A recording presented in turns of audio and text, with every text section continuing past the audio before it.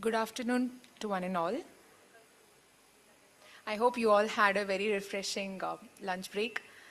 We shall now move on with our post-lunch session on infections in immunocompromised host.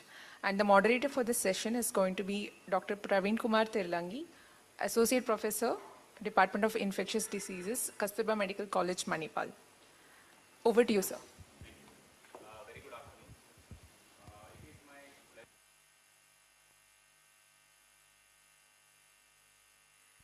Okay, good afternoon. So it is my pleasure to introduce Dr. Wasim Khot, who is working as a ID consultant in Nanavati Max Hospitals.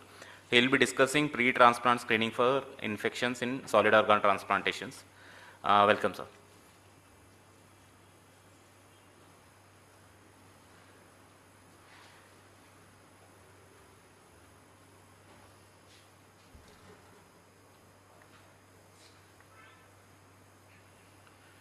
Thank you, Praveen. Thank you, Department of Infectious Disease, KMC Manipal, for inviting me for this talk. So I'll be talking on pre-transplant screening for infections in solid organ transplant. So I work at a center which predominantly works in solid organ transplant, be it liver transplant, kidney transplant, bowel, kidney pancreas, skin, hand transplant. So multiple transplants are there.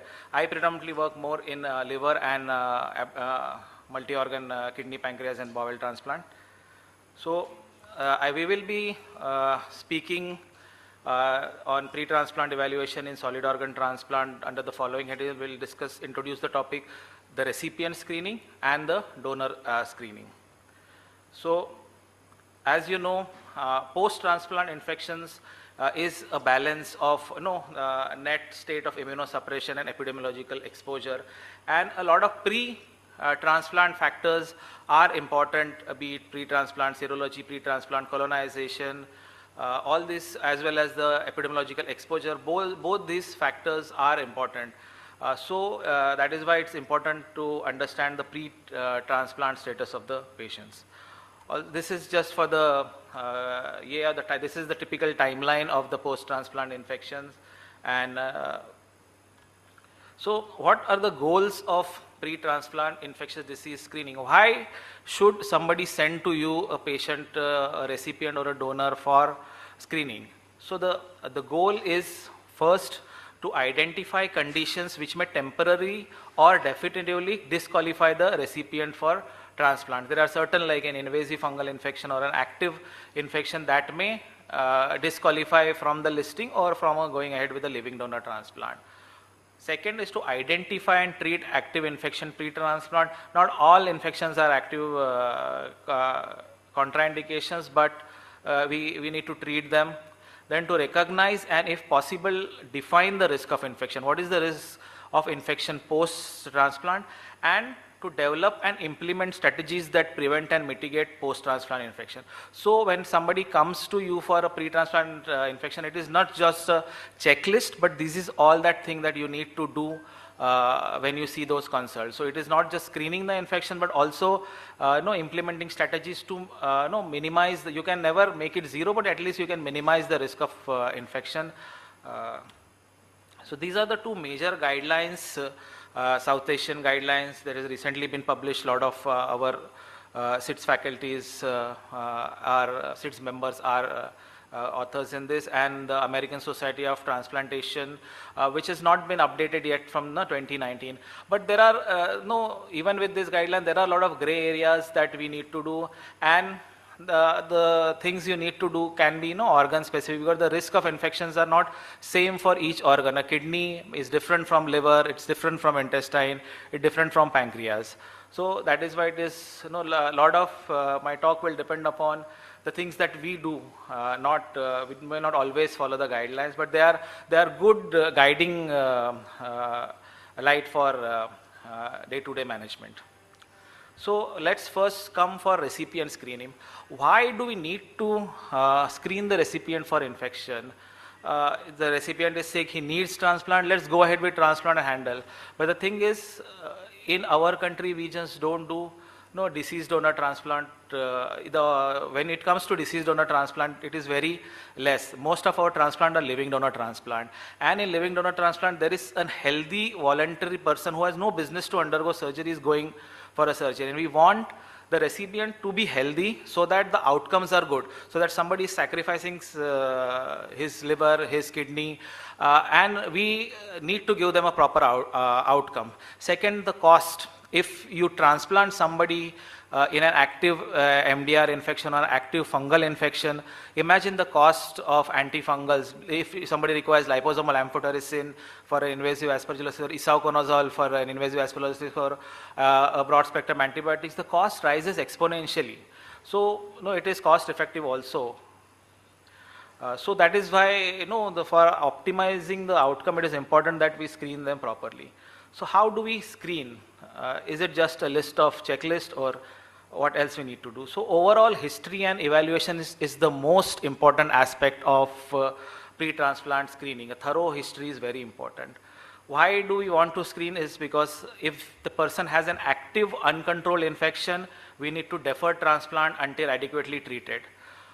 But if the patient has an infection but he has a controlled infection, then we, depending on the recipient's sickness and our ability to wait, because it is easy to say don't do transplant, but the opposite is confirmed that. So if a patient with severe acute on chronic liver failure, I say no, he has an infection, please wait for 2 weeks or 3 weeks, it is not at all possible. So if there is a controlled infection, the features of which are like negative cultures, resolutions of clinical signs and symptoms, improving imaging and inflammatory markers, and no metastatic focus. So in active infection, if it is well controlled, then we can go ahead in spite of an infection.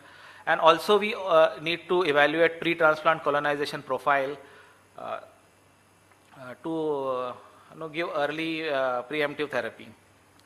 So for clinical history, the most important aspect, we begin right from the, as it is true for other infectious evaluation, epidemiological is very important. If somebody comes from an area which is endemic for like some endemic mycosis or leishmania or anything, that history is important.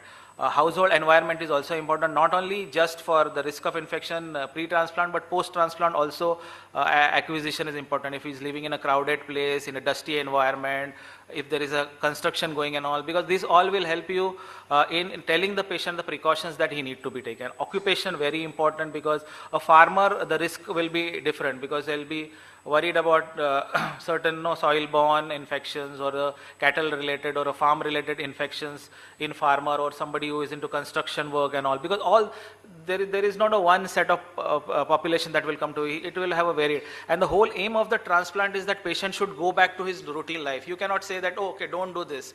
So we have to understand what is risk are there and give a preemptive measures. Pets and animal exposure history very much important. What was the primary disease for which the transplant is happening? If in liver transplant, if the MELD score is very high, then he has a high risk of transplant. If it was an autoimmune disease for a kidney transplant or a liver transplant, this patient has already received immunosuppression. He was on azathioprine or steroids, and so his risk, that timeline is that I showed before, that is for a clean patient. But if somebody has already received those immunosuppression before also, so he is at risk of getting those infection earlier. So that is also very important. So type of transplant is also important, because deceased donor, there is risk of donor-derived infection. ABO incompatible transplant. Our center does a lot of ABO incompatible transplant. In this situation, patient receives rituximab. Patient has to undergo plasmapheresis, and this puts the patient at the risk of those infections because of immunosuppression, as well as because he has to undergo a plasma exchange. Others, as we have to look for signs and symptoms of active infection. And it is important that you see the patients twice at least. One when the transplant is decided, and one just before the transplant, to see if any new infection he has developed. So any new fever, cough, cold, we usually wait for a week before we take up the patient for transplant. Ear ache and discharge, very important. Once a patient came, just had he was due for transplant in 3 days. He had some ear discharge. We said, wait, we will do imaging. We did a CT. There was mastoiditis. Few days later, we deferred the patient, referred to ENT. Few days later, this patient had developed a brain abscess. and he succumbed later. And good that we did not go ahead with transplant. If he had gone, just there was this vague complaint of some ear discharge. So these small things are important. Oral ulcers, diarrhea, urinary complaints, ascites, SBP in liver transplant, edema, cellulitis, all these needs to be ruled out.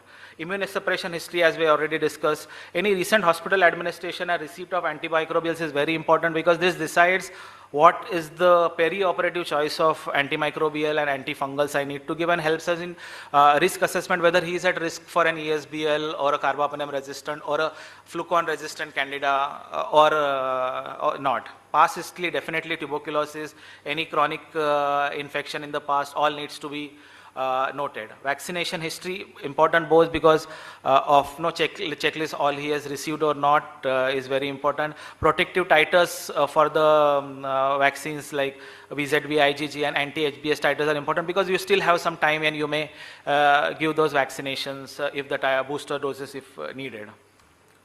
So examination, I spend time in examination in recipient evaluation very much, because we have had some experiences. So this, head-to-toe examination, especially unexplained tachycardia. So our anesthetists are very thorough. So if a patient has an unexplained tachycardia, they will give me a call. No, we think they screen there. No, I think something is wrong. This patient was already on beta blocker and still having tachycardia, so something is brewing.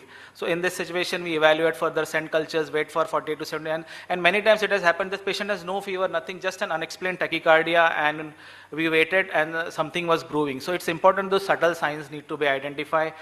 Oral cavity, I examine. This patient had no symptoms during anesthetic checkup as well. We were simultaneously seeing the patient, they opened the mouth. He did not even complain of any, intolerance to foods and all, and such a lesion was there. There was this blackish discoloration here. We did a biopsy. This was mucormycosis. So this patient underwent surgery, and then around 3 months later he underwent a transplant. So like he survived that period, but what if we had transplanted during this event? So it's important that we do a thorough examination. Ear perforations and all, sinusitis, mucormycosis evaluation. Genital examination very much important. Many times we have seen genital herpes, stigmata of syphilis, epidermolysis also. Skin examination, spine examination as routinely. So investigations, these are the routine investigations that needs to be done for everybody. This is from the Southeast Asia guidelines. So viral markers, CMV, VV, hepatitis B, HCV, strongyloid IgG, we will discuss that subsequently. Syphilis, toxoplasma IgG only in the heart transplant we do, and for other transplants we don't do. TST, IGRA, controversial area, we will discuss it. We send all the patients, day -3 investigations, we send a blood culture and a urine culture for these patients, especially in a living donor transplant. We sent day -3 blood and urine culture, because many times they may have an asymptomatic bacteremia, especially in patients who are for liver transplant. So how do we look for active infections, and what do you do if the patient has an active infection? So for bacterial infections, candidates awaiting transplant, be it kidney or liver, they are at risk for infections. So aspiration pneumonia very common, because this patient has an hepatic encephalopathy, UTI, SBP is there.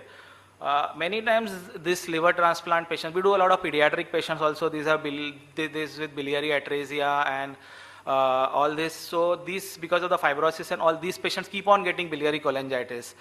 So these, that may be, we need to rule out whether there is an active infection. Lung transplant candidates, they have bronchiectasis and cystic fibrosis. Many of them get repeated infections with Pseudomonas, Burkholderia cepacia, which is a kind of a relative contraindication. NTM, these, and mold infection, these needs to be ruled out. So most of the time this pre-lung transplant, a bronchoscopy is done in this patients to look for the active infections. So this was we're coming to mycobacterial infection. So what will we do in situations for mycobacterial infections. For mycobacterial infection, this was a 52-year-old decompensated chronic liver disease who had an hepatocellular carcinoma. For the evaluation of hepatocellular carcinoma spread, a PET scan was done and incidentally found to have a lymph node. Multiple lymph nodes, cervical lymph nodes are also there, which was PET await. So either it was a spread of the disease or it was something new. So we always go for a biopsy. We did a biopsy. Expert ultra MTB detected, RIF resistant, and it was suggesting of necrotizing granulomas. So what do we do now? Whether she's a decompensated CLD, when will we clear for transplant, or we will say no, you cannot go ahead for transplant, you are destined to die. So what do we do in the situations of an active mycobacterial situation? And it is so many of us, you may be getting even in the renal transplant scenarios also that you can get. In renal transplant, it is a little simpler because they can wait on dialysis. You can defer till completion of treatment, and you say that okay, but till that time patient may go for dialysis. But the liver, it is not always possible for waiting. So screen for clinical evidence of TB infection or active disease, and for previous TB treatment, history of exposure to individuals with active TB, assess the result of previous TST, IGRA. Active TB, is it a contraindication for transplant? Yes, it is a contraindication, relative contraindication. When do you ideally treat this patient? So ideal scenario would be that the treatment is completed, but that may not be always possible, can only be done in renal transplant. So risk of waiting versus risk of TB progression is important. Other thing scenario in liver disease is that you cannot use the best drugs in a decompensated CLD patient. So they are better treated after the transplant when your liver functions are really good. So in liver transplant, you have to take that call. So our plan is usually if the patient is healthy enough so that the intensive phase goes away, but the earliest that we have transplant is 2 weeks of effective AKT.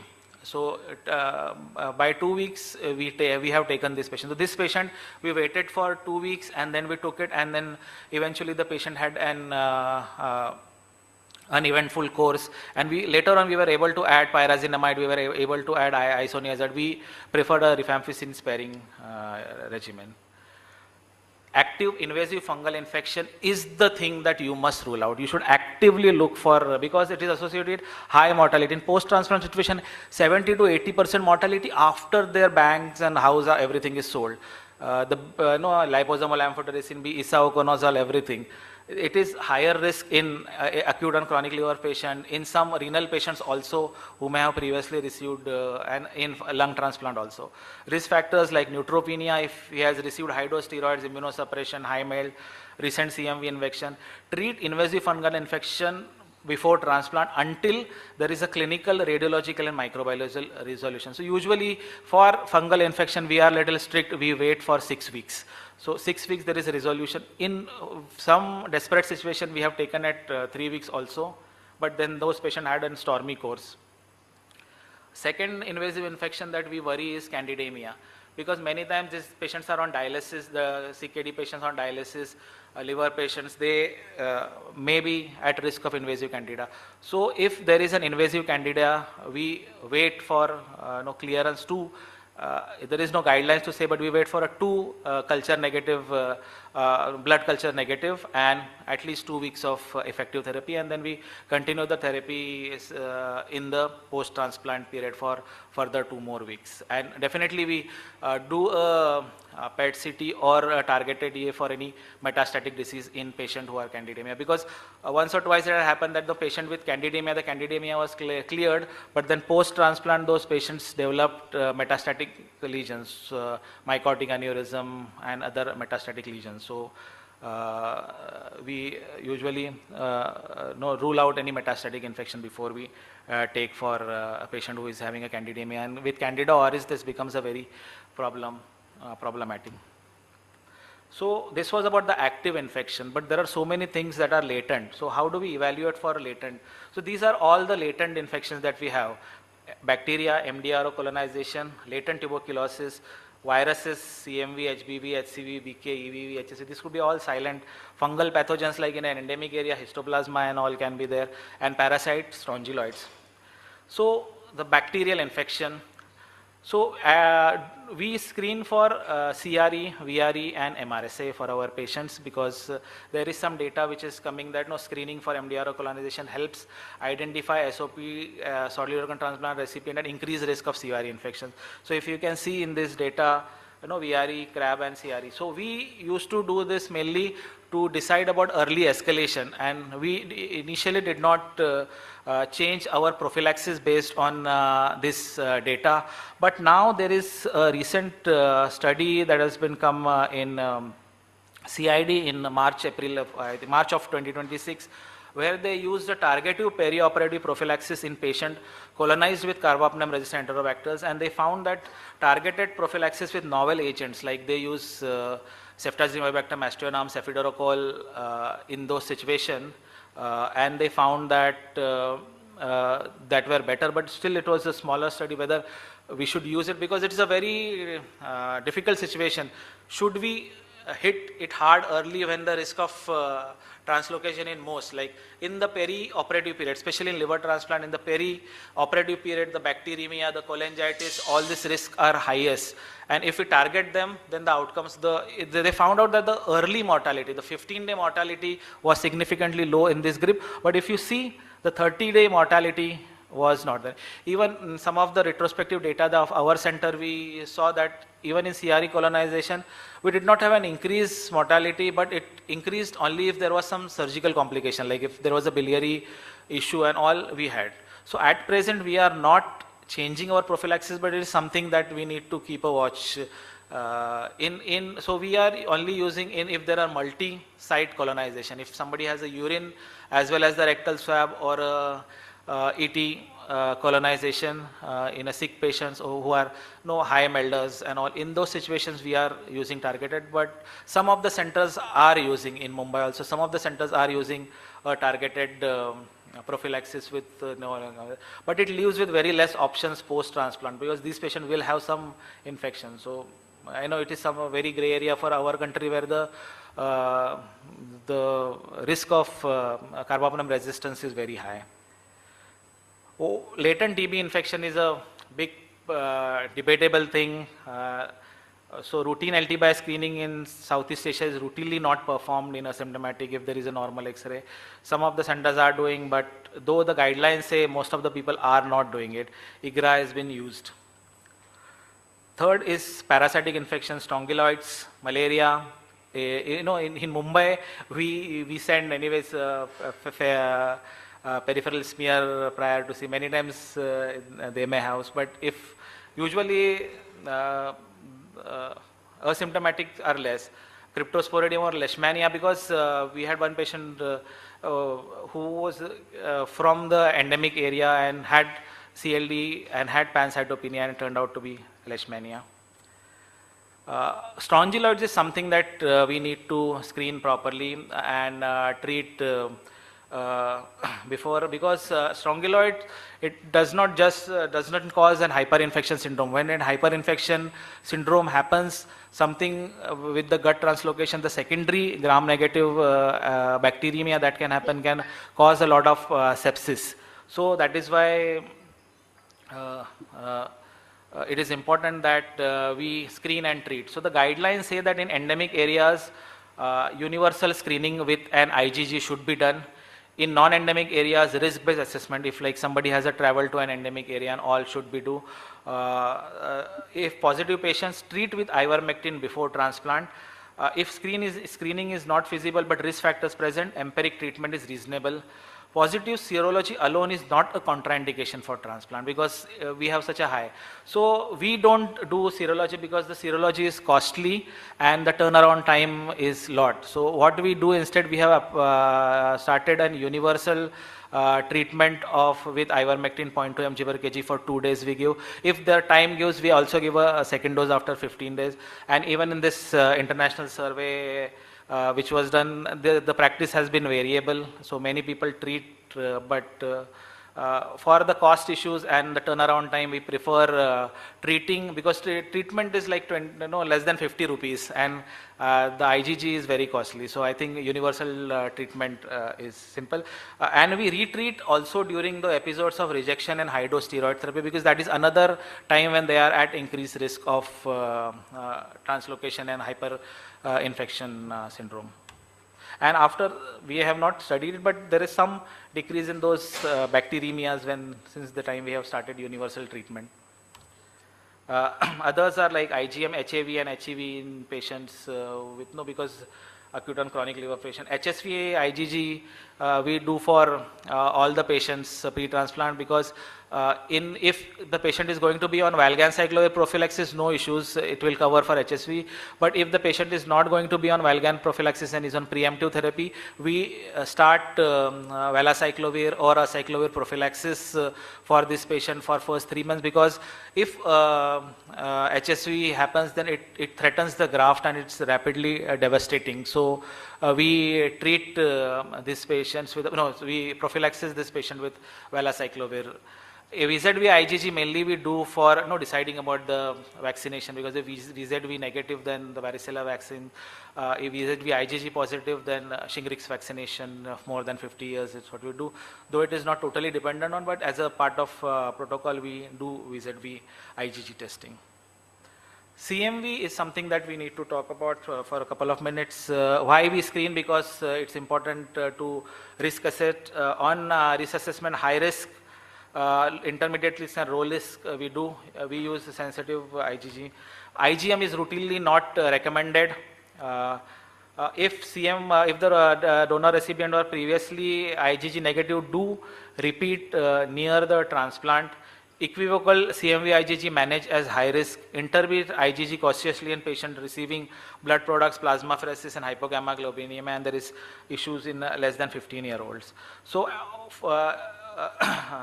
there are three strategies that are there: universal prophylaxis, preemptive therapy, and short prophylaxis and surveillance.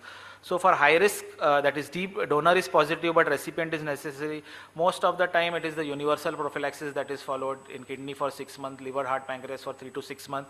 In kidney, the letermovir is now available and it is an accepted alternative in high risk kidney recipient. So that has changed a lot now. I think Ankit is going to talk about this already. In intermediate risk, these are the scenarios where in kidney transplant we go for prophylaxis, but in liver the preemptive is preferred, because this patient already have some cytopenias and all, so tolerating valganciclovir is an issue. So there is data, but it's a controversial data where preemptive has been told to be slightly better than prophylaxis. So we use preemptive therapy in our center with going for prophylaxis if we are using lymphocyte depletion, desensitization, rejection treatment with pulse steroids, and if there is an HIV co-infection. Low risk patient, routine CMV prophylaxis is not recommended. So this is for all the organ specific. So you can see it is different for each organ, and we need to identify about each organ, the organ transplant, what is the risk factor, whether it is high risk, intermediate, and then we plan both what is the choice as well as duration. Okay? So after, there are certain things like HRCT that we routinely do. This was this asymptomatic patient, this last week only.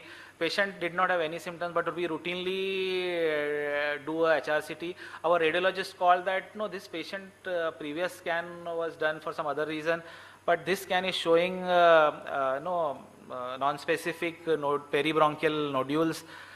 So we decided we will wait for a couple of days before we go transplant, and 2 days later he developed fever and cough, and the there was, because this patient was an HE, there was some amount of microaspiration, and that happened. So many times the symptoms, the radiological findings may be ahead of the symptoms.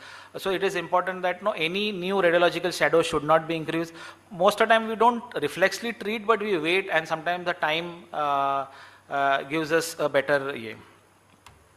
So active infection, post-transplant report in a recipient is active infection, temporarily unfit, or if it's fit to undergo with these conditions, and an infection prevention plan is to be given. Lastly, donor screening. These are all the infections that one can get from the donor. Same history and all is important. The difference is living donor and deceased donor. In deceased donor, living donor, we have a planned timely non-urgent evaluation. Deceased donor, we have only few hours before we tell, okay, take this patient or not. History is directed. Deceased donor history is not reliable. These are all the required evaluation. So what we do is HIV, HB, HCV, we even in living donor, we if there is high risk, we tell the patient that no, you may require to be put on prophylaxis, and we repeat usually just before the transplant. The triple H is repeated a week before the transplant. So less than 28 days we repeat, because if there is something new. So if the donor has an active bacterial infection, many times this is what I'm talking about, deceased donor. After the transplant, we get a call from, we always keep on calling the donor hospital microbiology that tell us if the donor has flagged anything. So because before we take the organ, we take 2 sets of blood cultures after they have clamped the organ. So we always trace that. So many times it happened that no, day 2 or day 3 we get to know that blood has flagged GNB. So if there is an active infection, if there is a MDR gram negative bacilli and Staphylococcus aureus, we prefer to treat for around 14 days. Shorter course is for no other less virulent organism if there is a cons or something.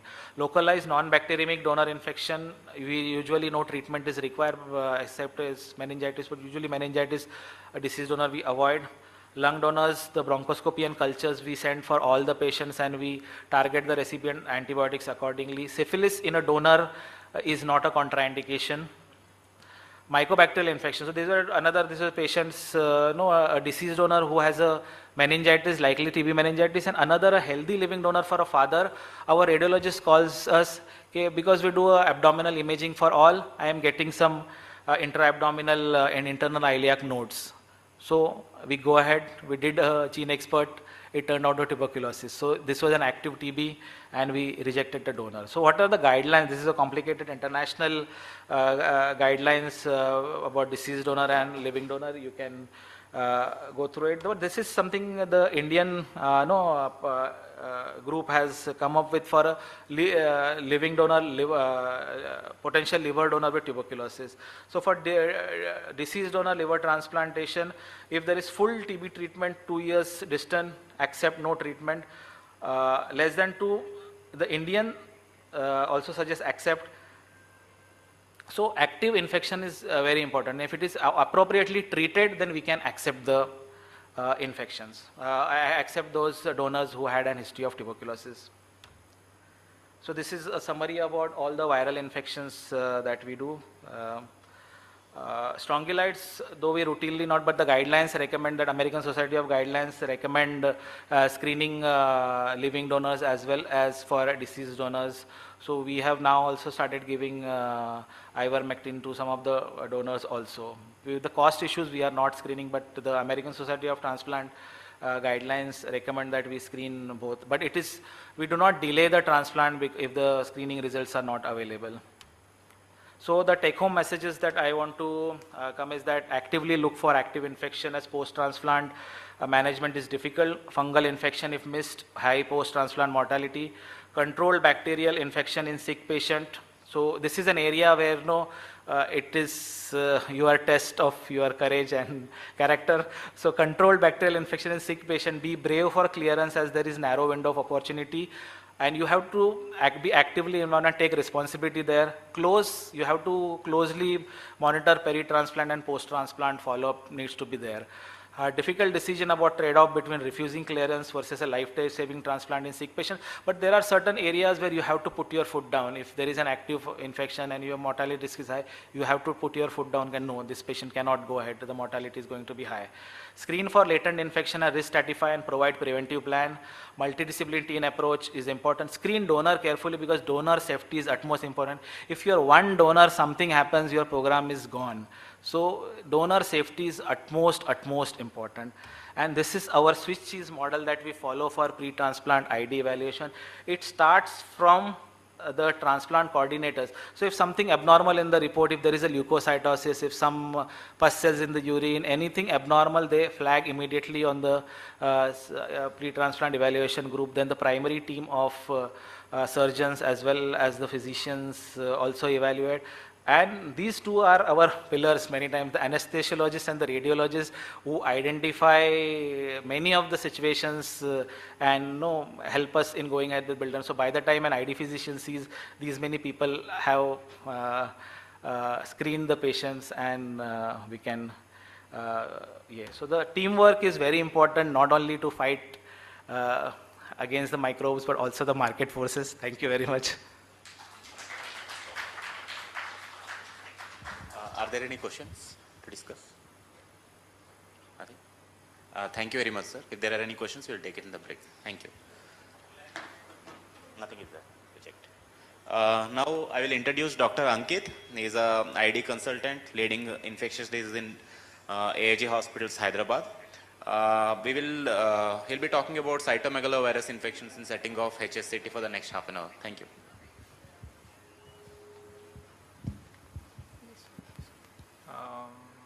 There was a new one which was put.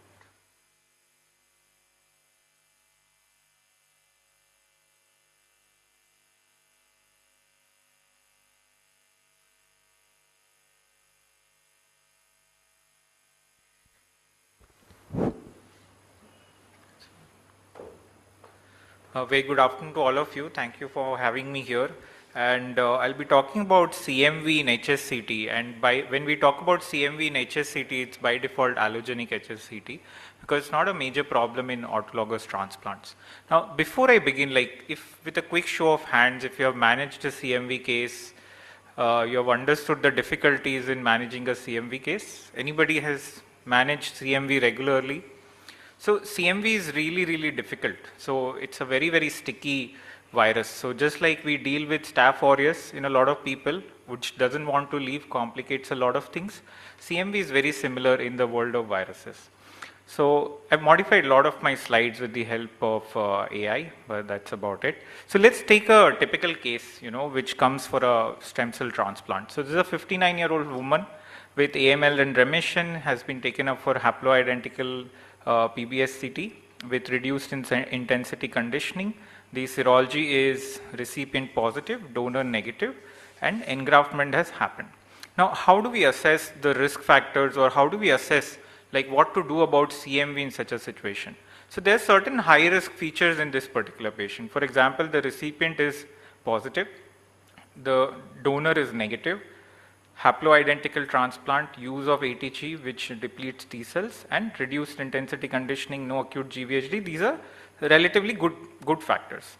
Now, so Dr. Wasim just discussed about CMV serostatus in the solid organ transplant context, where a D minus R plus is not necessarily, considered to be a risk factor.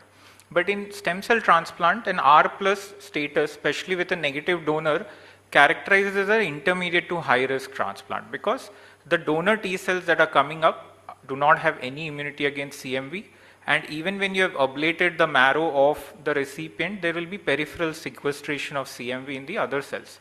So when these new T cells encounter the CMV in the recipient in other tissues, they fail to respond well, and that is why they become a relatively higher risk group.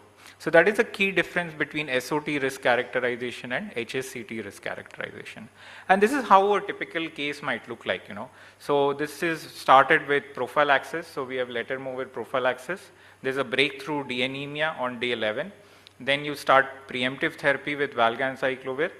And then you stop preemptive therapy once you have achieved the end of treatment. And then you again have a rebound CMV viremia. It can go up while on treatment, which could indicate a resistant disease. So this is generally how a timeline on CMV could look like.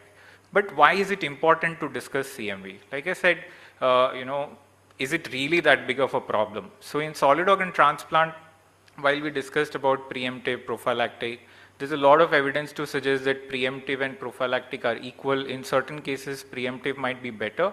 But in HSCT, probably prophylaxis is the way forward. And why is that? Because the incidence of CMV is really, really high in allogenic stem cell transplant. So this is a recent publication, Indian cohort, where you can see that almost 90% of the patients had CMV reactivation in the first 100 days of transplant. Not that all of them would translate into clinically significant CMV infections, but 80% reactivation rate is a really, really high rate of reactivation.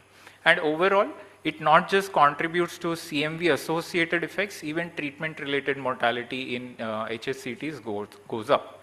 And what are the high risk factors? So there are multiple high risk factors. For example, the donor or graft related, whether it's an haploidentical donor, matched unrelated donor, cord blood transplants, recipient positive, use of ATG, T cell depletion, high dose steroids, or presence of acute GVHD, which might require further augmentation of immunosuppression.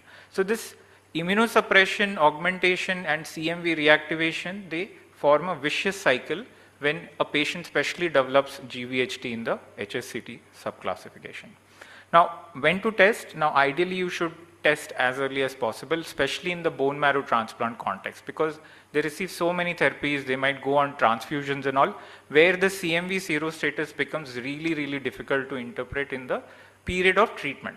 Now, these are mostly theoretical aspects, because by default, you can just assume that your recipient is going to be positive. The seroprevalence is really high. Unless you are dealing with pediatric transplants, most likely all your adult HSCT recipients are, you can just consider them to be positive, because it's really difficult to interpret serologies in these kind of patients. Now, what is the role of CMV PCR just before the HSCT?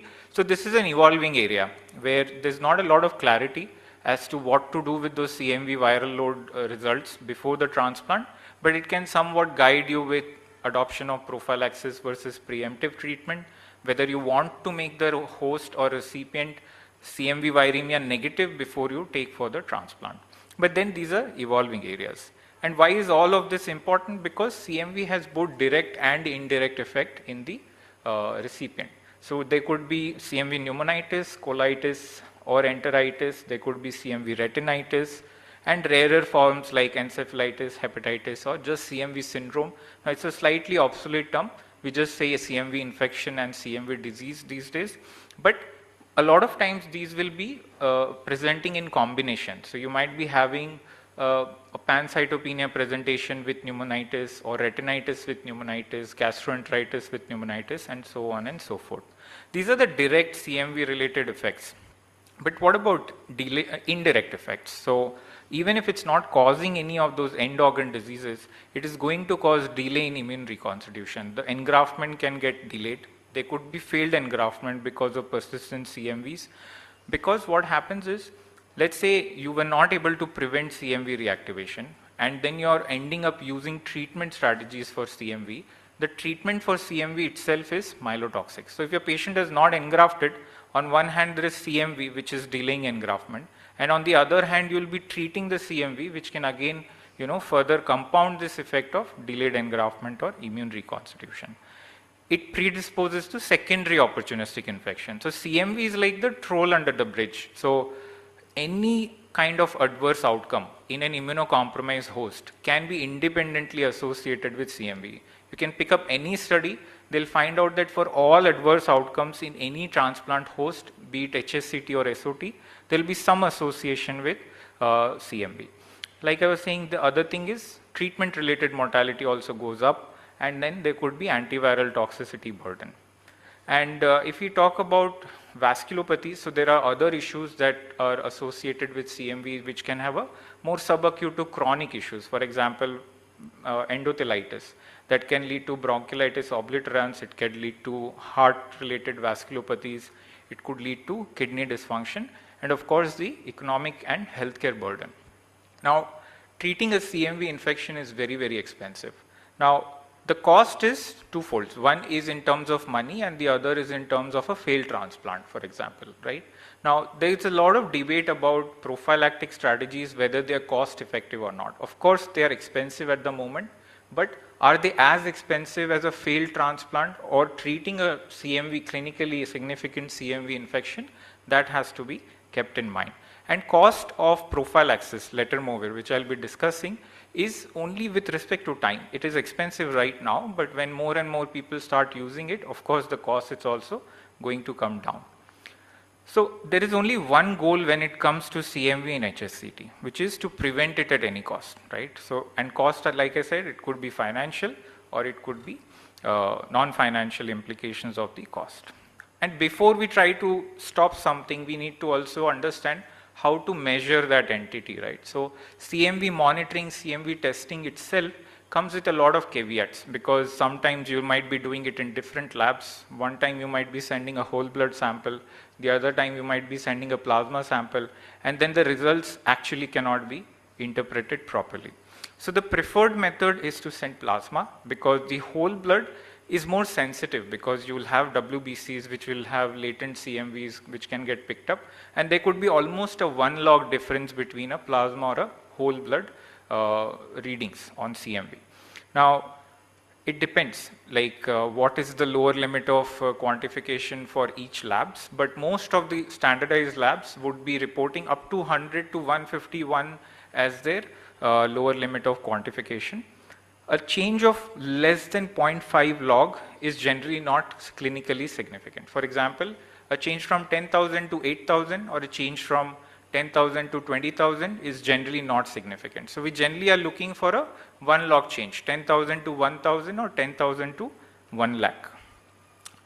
How frequently to do this? This is only a representative example. Nobody needs to follow this. It's just basically to highlight that you need to figure it out for yourself. How much is it costing in your setup? If you can afford once a week, do it once a week. If you want to do more intensive monitoring in high-risk patients, you can do it. Whether you're going for a preemptive approach or you're going for a prophylactic approach, those can also influence your decision making with respect to how frequently to monitor. And you have to keep monitoring, irrespective of whether you're giving prophylaxis, whether you're giving preemptive treatment, whether you've stopped prophylaxis, stopped treatment, you still need to continue monitoring at least. So the general rule is at least until 3 months after whatever strategy you have taken, that is over. And when to treat? Again, this is another common question. Which level of viremia to treat? Again, there is no specific answer for this.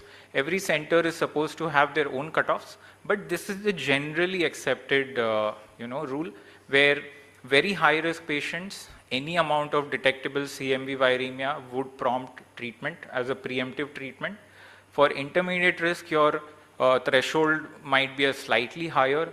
Again, R plus with high risk features, again your threshold goes down. So it's very, very subjective, but most of the times if it's a high risk patient, any detectable CMV viremia in an HSCT patient, especially peri-engraftment, pre-engraftment, people will be really, really skeptical about not treating CMV. So talking about prophylaxis. Now, the need for prophylaxis is not debatable in HSCT. The problem was unavailability of safe and effective drugs, and therefore preemptive treatment approach was the default approach. What were the options that we had? Ganciclovir, valganciclovir. So it has been used as prophylaxis also, but since they are myelotoxic, they have not found a lot of support in the initial period of transplant. Of course, they remain the treatment of choice for preemptive as well as therapeutic approaches. Foscarnet, cidofovir, you can practically use it, but they are expensive and nephrotoxic. High-dose acyclovir, valacyclovir, they've been traditionally used. There are old literature where it says that you can go up to, very high doses, 8 grams of valacyclovir per day to prevent CMV reactivations. But again, I would say that it's best not to learn about those things in current day's practice. And artesunate, again, people do say that, they have a lot of experience with artesunate and all that, but definitely it is not as good as what the current standard of care offers for CMV prevention. And the paradigm shift was with letermovir.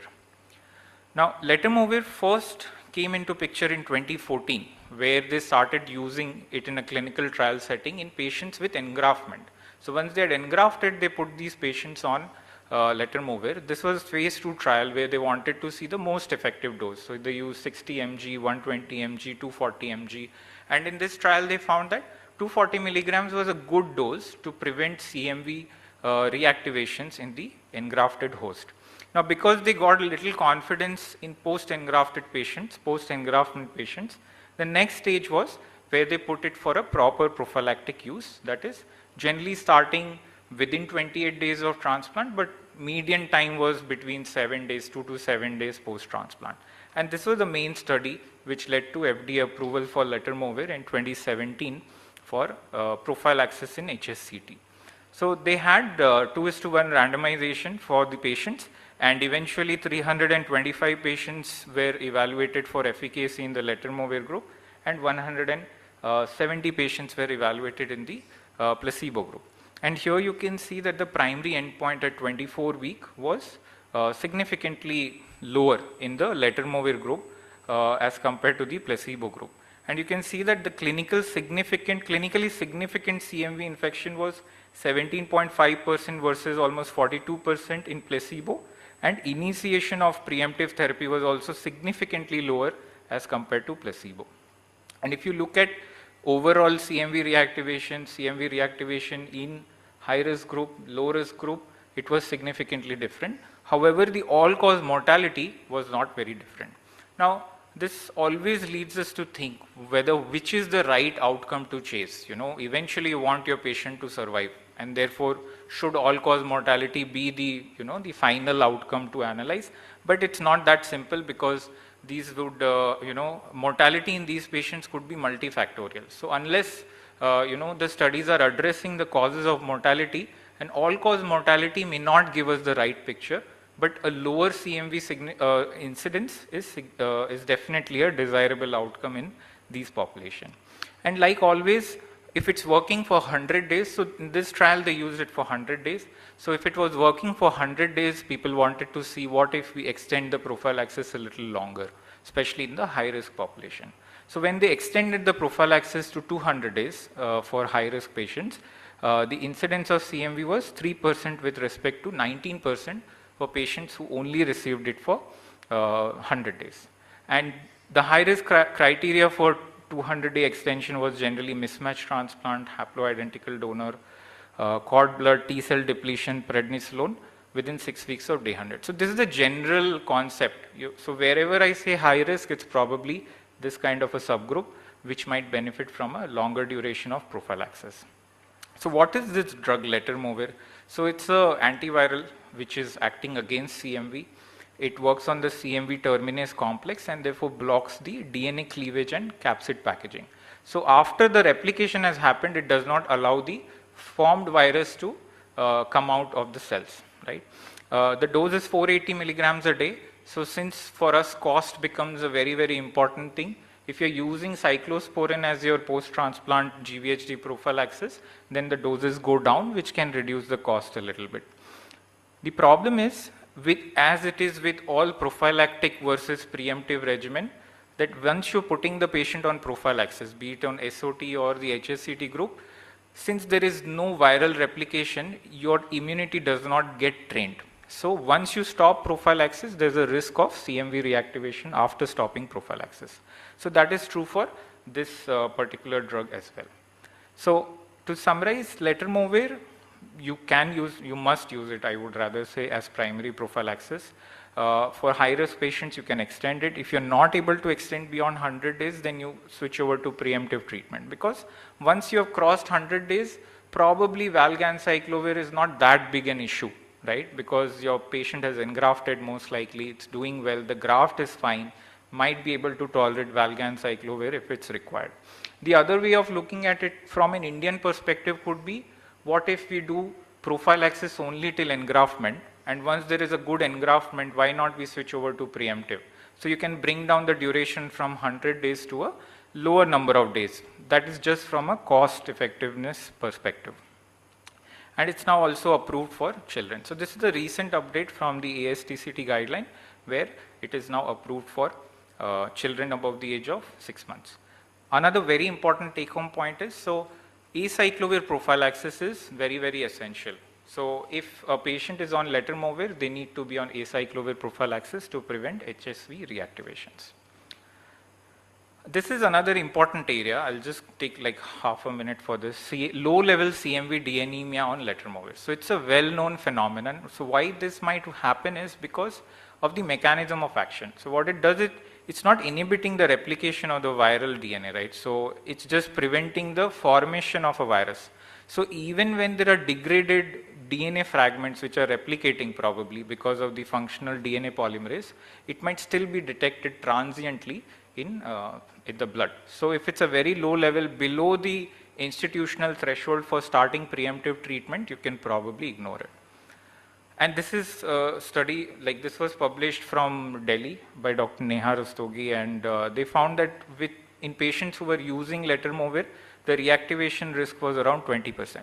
Now, we don't have a case control in this particular arm, it's a single arm study, but the first study that I showed, it showed like 89% reactivation, right? And this study is showing around 20% reactivation. So although not the best comparison, but we can still see that it brings down CMV reactivations by a significant number. Preemptive treatment, so I've not focused a lot on valganciclovir, ganciclovir in my presentation, but just to drive this point home that as a treatment, valganciclovir, ganciclovir are still the first line treatment for CMV management. So even if you're using it for preemptive therapy or for therapy for clinically significant CMV infections, they're still the first line drugs. If the patients are not tolerating it or there is a suspicion of resistance, foscarnet and cidofovir are other options. But what I want to highlight over here is maribavir. So maribavir right now is not available in the country, but it has been validated in trials for resistant and refractory CMV.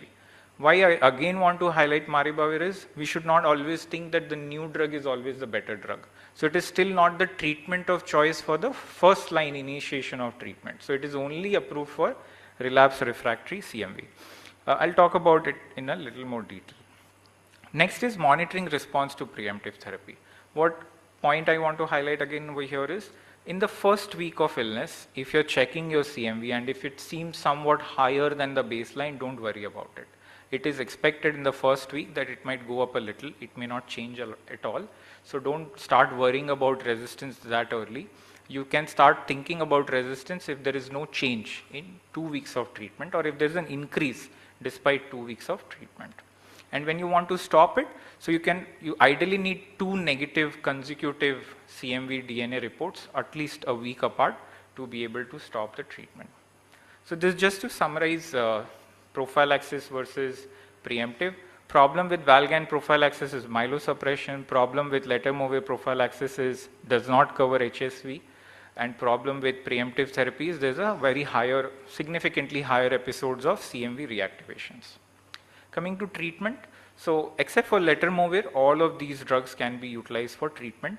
And like I said, ganciclovir, valganciclovir, they remain the first line treatment of choice. So this is the basic mechanism of action. So how does maribavir work is by inhibiting UL97 kinase. So that prevents encapsulation of the virus, etc. But it is very important to note that UL97 is required for activity of ganciclovir. So if you're using maribavir and ganciclovir combination, let's say for some reason, it won't work because it will inhibit the activity or activation of ganciclovir per se. So ganciclovir will stop working. So do not combine maribavir with ganciclovir in future if you ever have that requirement.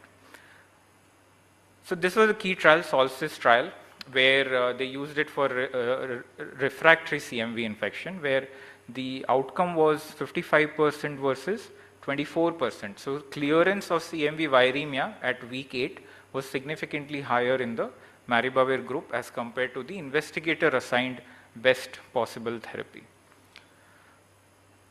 Like I said, do not combine with valganciclovir. It's not good for CNS infection, so it has very, very poor CNS penetration. It's not the first line treatment. That's based on another trial, Aurora trial. And again, just like letermovir, this also doesn't work for HSV or VZV. So this is the results from the Aurora trial where they showed that the primary endpoint of non-inferiority of maribavir was not met. So this is when they had used it as a treatment for the first episode of viremia in HSCT. So it did not meet the non-inferiority margin. One of the reasons was they had a very stringent margin for non-inferiority, which was only 7%, as compared to where you're using it for refractory disease, where you have a much wider non-inferiority margin. So, but still, can you use it as preemptive therapy? Maybe only when you're not able to use the standard drugs. So if there is any contraindication for standard drugs, then probably you can.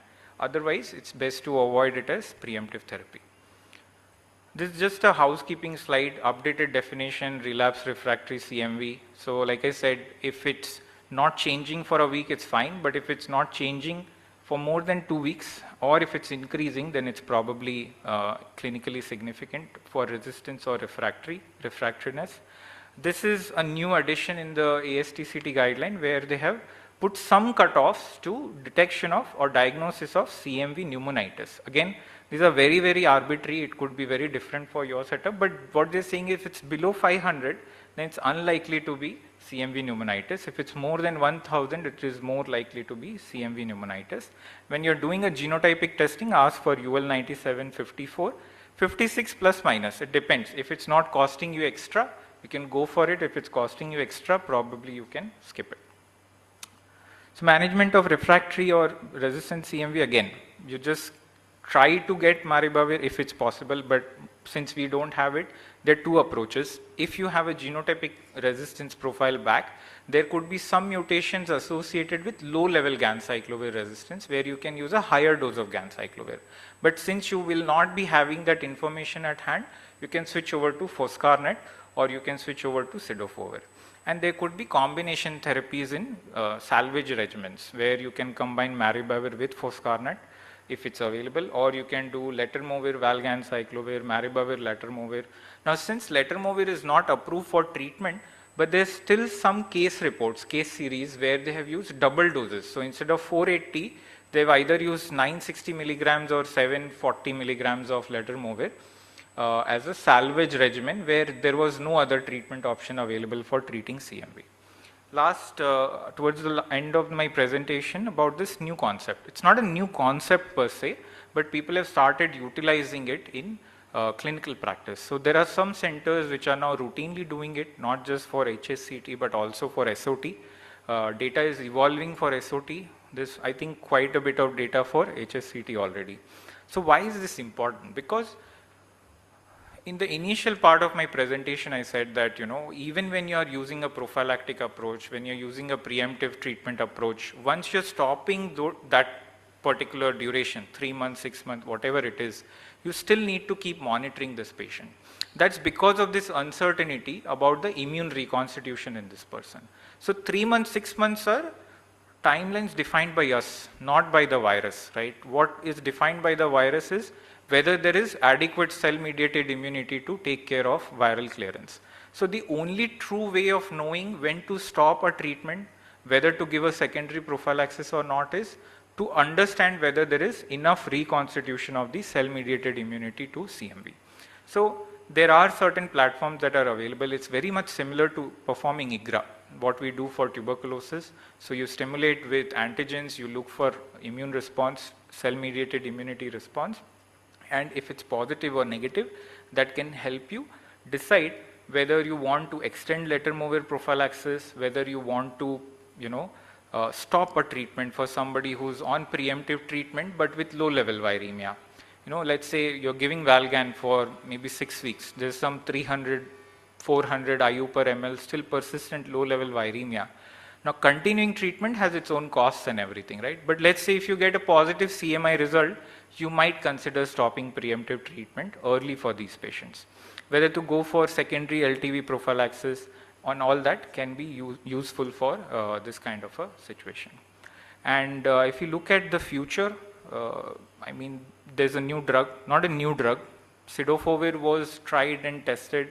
It's because of the toxicity and all that people don't prefer it. But brincidofovir, which is a liposomal lipid conjugate of cidofovir, is about to have lower toxicity as compared to cidofovir.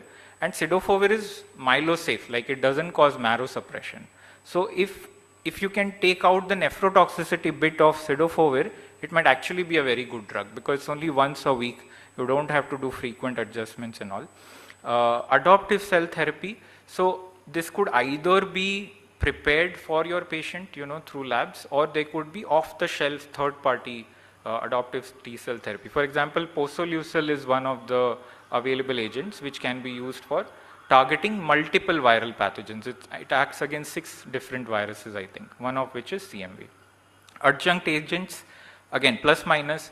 Most of the times if you're landing up with a requirement for adjunct agent, probably something else is not right in the background.